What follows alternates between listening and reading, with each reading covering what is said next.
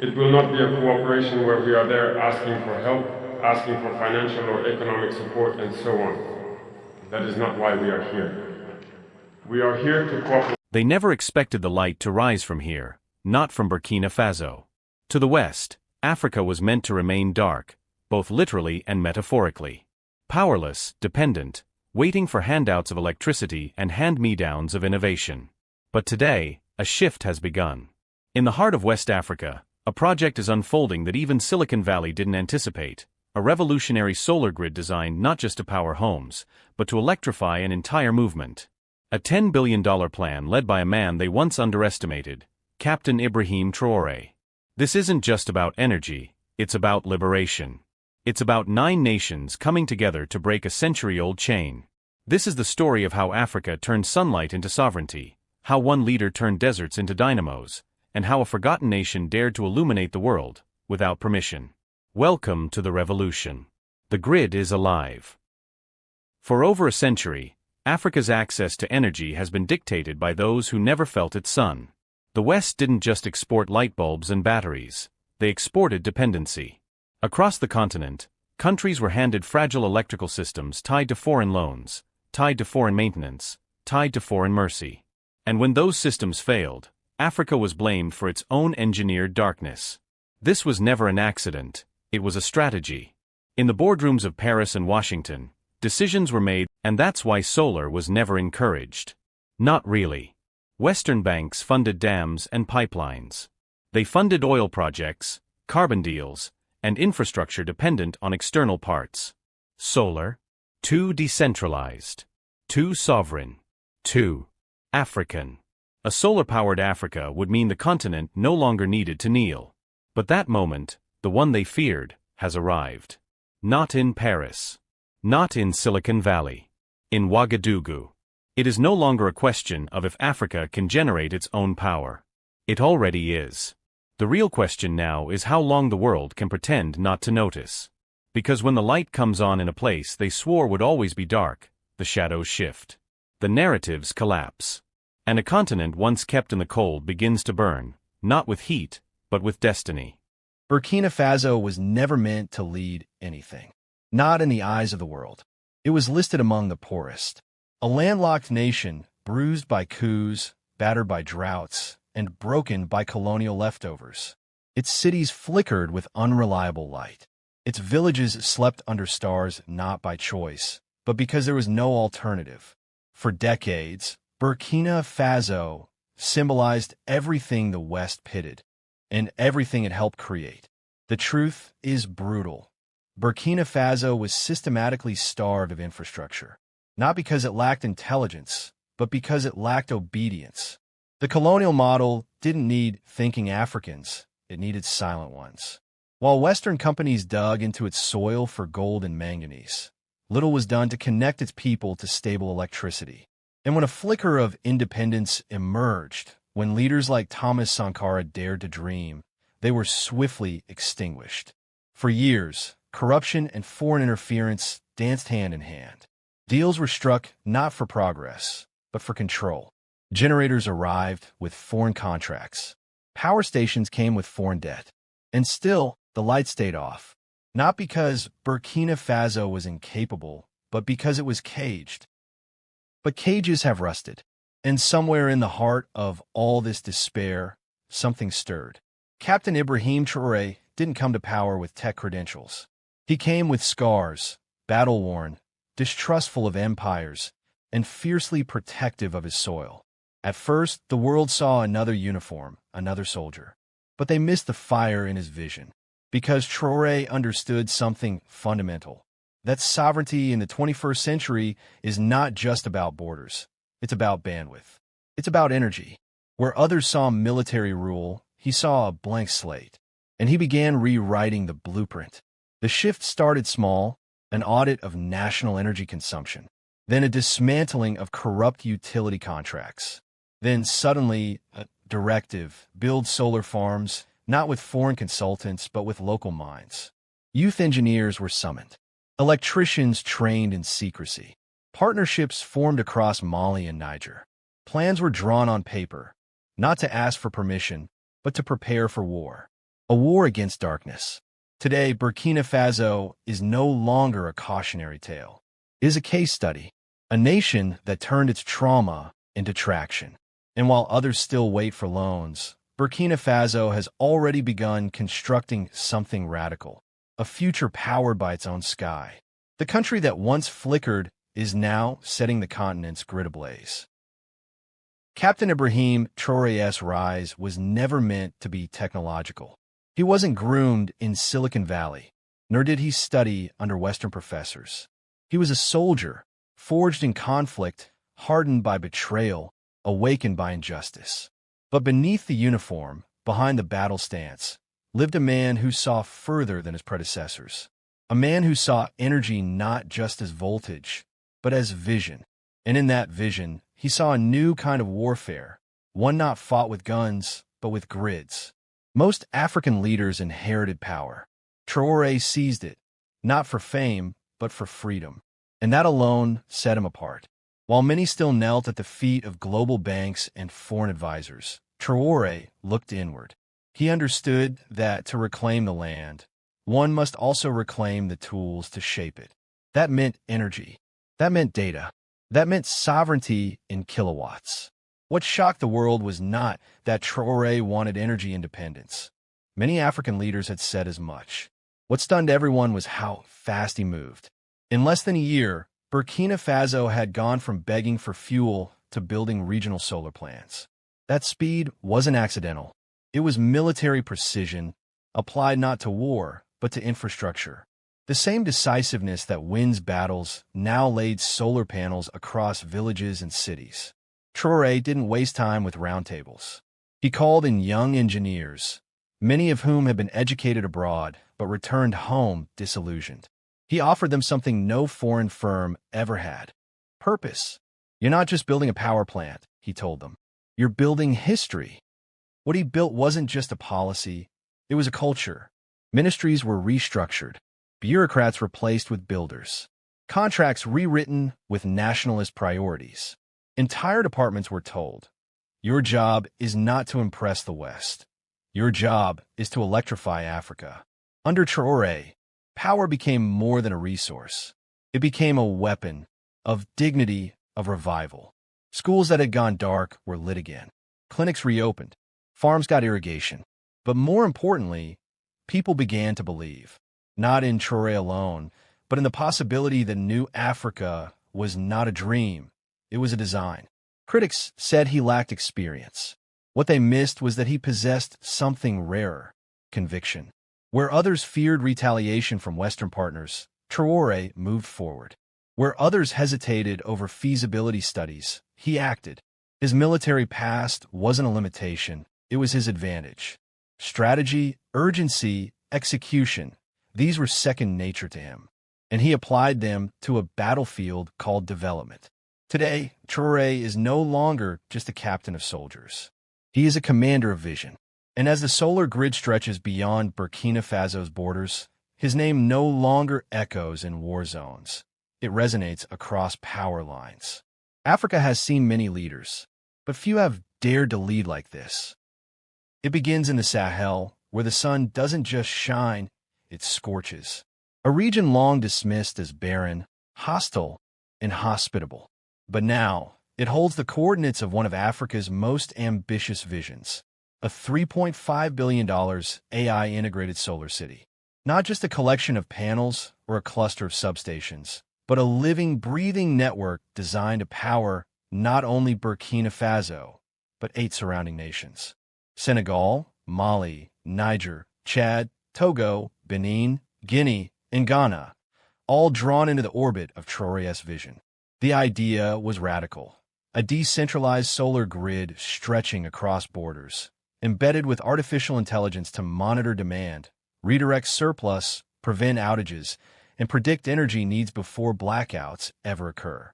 Solar farms the size of towns, storage batteries housed underground, smart transformers developed with local coding teams, and above all, an interface that speaks not just English or French, but African-coded algorithms built on indigenous logic systems. The AI city, as it's now called, isn't modeled after Silicon Valley. There are no sterile glass buildings or billion-dollar IPOs. Instead, the design reflects African geometry, tribal harmony, and spiritual architecture. The grid itself flows like a sacred pattern, not imposed, but harmonized with the land. Every panel placement, every wind corridor, every battery vault was measured not just for efficiency, but for ancestral alignment. Within the city, solar governance centers monitor energy flow in real time. Here, young Africans, trained in both coding and culture, manage the entire operation. The AI isn't just a tool, it's a teacher. It learns from local behavior, adapts to regional customs, and even honors energy holidays tied to agricultural rituals. Electricity, in this new world, respects tradition. What makes this project revolutionary isn't just the size or cost. Though at $3.5 billion, it rivals Western smart cities. What makes it unprecedented is that it exists without foreign dependency. No European conglomerate owns the patents. No American venture capital firm controls the grid. The financing came from a coalition of African nations, diaspora investors, and sovereign wealth funds determined to stop renting their future. Water recycling is integrated. Agricultural zones are solar irrigated. Transportation is electric and locally manufactured. Education centers double as energy research labs. And every citizen, from farmer to merchant, holds a stake in the grid's output. It is not just infrastructure. It is identity. Western observers called it unrealistic. Some mocked it. Others feared it. But now, even they can't ignore it. The satellites see it. The analysts whisper about it. The headlines have begun to shift from ridicule to recognition. Because this isn't just a local project. It's a regional resurrection. The AI city is designed to last a century. But its impact is immediate. Already, villages once plunged into darkness now hum with power at night. Hospitals no longer fear blackouts. Schools operate after sunset. Markets function around the clock. The air is different, not just cleaner, but charged with pride. But to understand the full depth of Traoré's vision, one must look beyond panels and algorithms. This solar grid is not just a technical achievement. It is a spiritual convergence. It is where ancestry meets innovation, where code communes with culture, where artificial intelligence bows to ancient wisdom. In the West, AI is often developed in sterile labs by disconnected minds, optimized for profit, trained on data detached from soul. But in Traoré's Africa, technology is being reimagined not as a replacement for tradition, but as an extension of it. The solar city doesn't just produce power. It revives memory. Before colonizers ever drew borders, Africa had its own systems of knowledge, oral algorithms, tribal decision trees, weather prediction through nature's rhythms. Now those very systems are being fed into machines, not to extract, but to harmonize. Elders zitten alongside engineers. Folklore becomes metadata. Ritual becomes architecture. Energy becomes sacred. AI centers inside the solar city operate under a philosophy called neuroancestral computing, a model that balances logic with legacy. Instead of relying solely on Western data models, these AI systems are taught to learn from indigenous governance, environmental cycles, and spiritual ethics. For example, rather than maximizing output at all costs, the energy flow can be reduced during mourning periods or redirected during harvest festivals, aligning with communal rhythms. This is not inefficiency, this is reverence.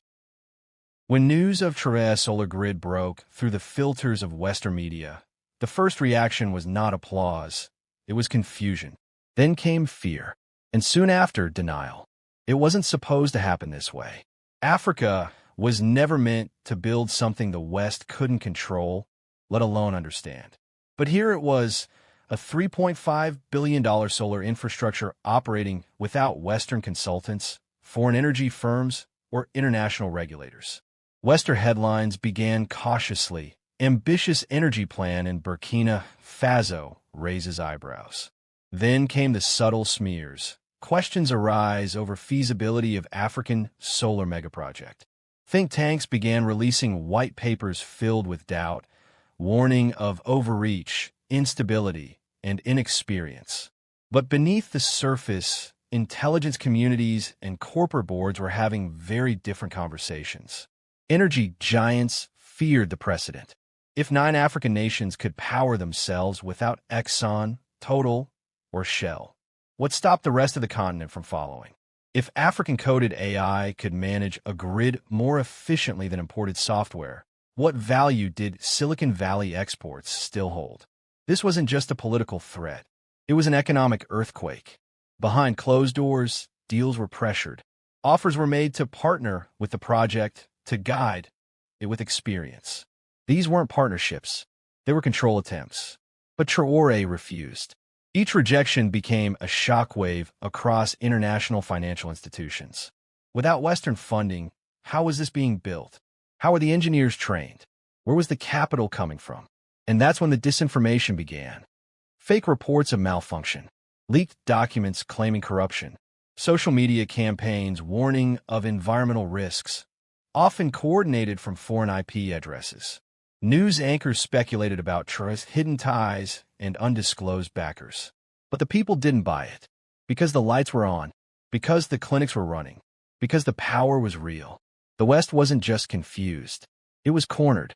The narrative it had sold for decades, that Africa was incapable without assistance, that progress required permission, was falling apart in real time. And no one knew what to do with that truth. Traoré, for his part, said little. He let the panels speak. He let the grids hum. While the West scrambled for explanations, Africa simply continued to rise. This was more than resistance. This was revelation. The illusion of Western superiority in energy and innovation had cracked, and the light pouring through that crack was powered by the sun. African, sovereign, and unstoppable. Burkina Faso's solar grid was never just about light. It was about liberation. In a world increasingly ruled by data, algorithms, and digital infrastructure, true independence is no longer defined by borders or armies. It's defined by sovereignty over technology. And that's exactly what Traoré understands better than many world leaders. Africa's survival in the 21st century depends on its ability to control its own digital destiny.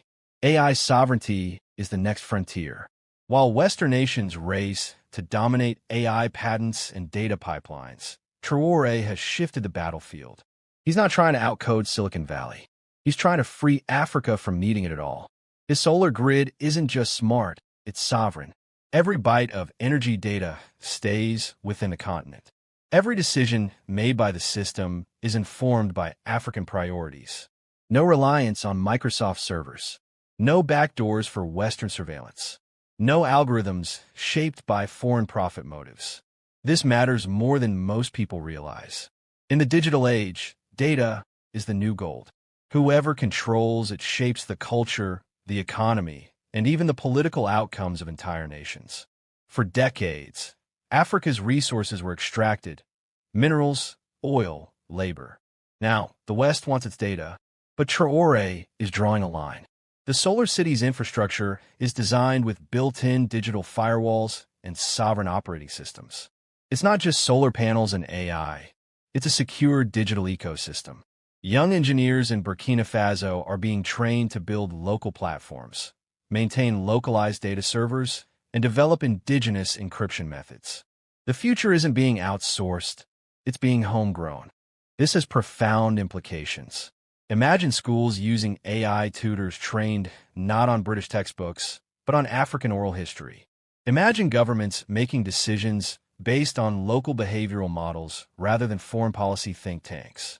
Imagine economies growing based on algorithms built for the continent, not for Wall Street. What Traoré is building is more than a solar project. It's a firewall against recolonization, digital recolonization.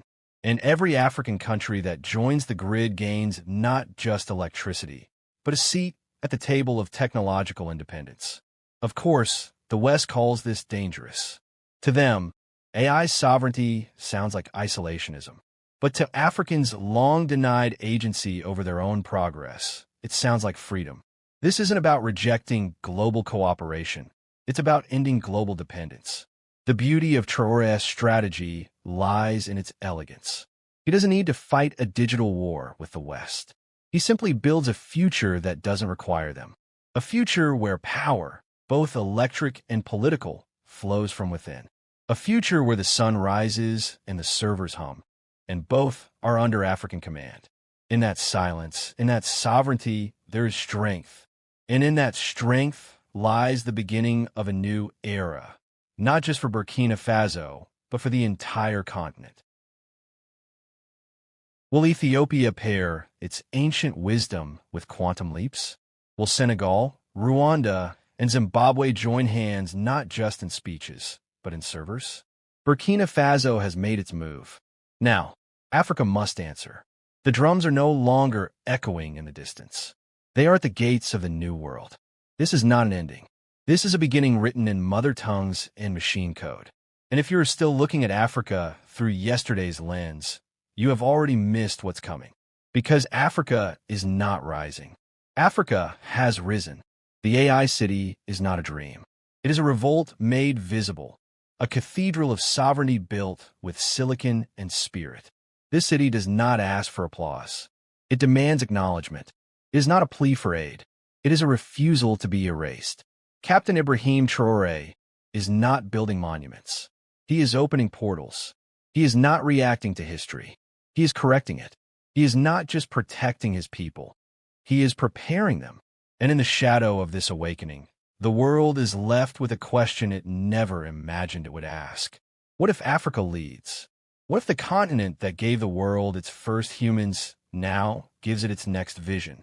What if this time the story is told by the ones who lived it? Burkina Faso is not just building roads and towers. It is building memory. It is building prophecy. It is building what they said was impossible. And it is doing so with grace, with fire, and with clarity. Let the West whisper doubt. Let the world hesitate. Africa has already begun, and this city is just the first verse in a continent's new song. This is no ordinary city, and Traoré is no ordinary leader.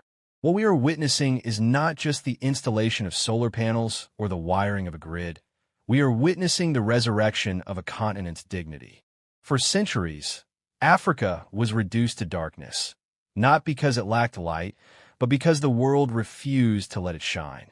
Now, with this solar grid, that light is rising not from the west, but from within. This city is not just made of metal and code. It is carved from memory, legacy, and fire. It speaks to the ancestors, answers the prayers of the living, and prepares a place for the children yet unborn. Where others see infrastructure, Africa sees resurrection. Where others see a headline, Africa sees a holy act of reclamation. Traoré is not just building power stations. He's building portals, gateways to a different tomorrow. He's not asking permission. He's fulfilling prophecy. His grid is not just electric. It is spiritual. It is a revolt written in silicon, a sermon coded in voltage. And as the West watches in silence, Africa moves, not with noise, but with knowing. The question is no longer, will Africa rise? It already has. The light is on. The grid is humming. The continent is awakening. And in the glow of Traoré's city, the future is no longer a dream. It is real. It is sovereign. It is African.